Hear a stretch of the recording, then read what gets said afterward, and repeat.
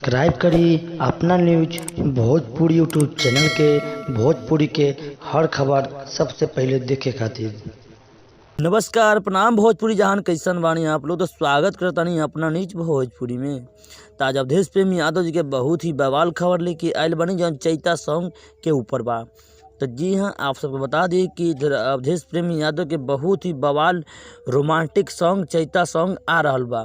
जौन गाना के नाम हो चूमा लेके करक कटनी गेहूँ सर सर कटाई। तो इ गीत के लिखले बारे राइटर थारू जी और ये रिकॉर्डिंग भइल बा डायमंड रिकॉर्डिंग स्टूडियो घोड़ा सहान में। तो बहुत ही मस्त गाना बा।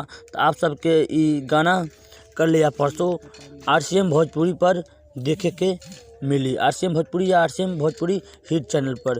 तो रउआ लोग कैसन बानी और वीडियो कैसन लागल कमेंट में ज़रूर बताई। और ऐसे ही बवाल खबर पावे खातिर हमरा चैनल से अपना न्यूज भोजपुरी से जुड़ल रही। और वो हमारे चैनल पर नए बानी तो चैनल को सब्सक्राइब कर दी, वीडियो के लाइक कर दी और वीडियो के एक बार शेयर लगा दी। अवधेश प्रेमी के फैन बानी। तो जय हिंद जय भोजपुरी।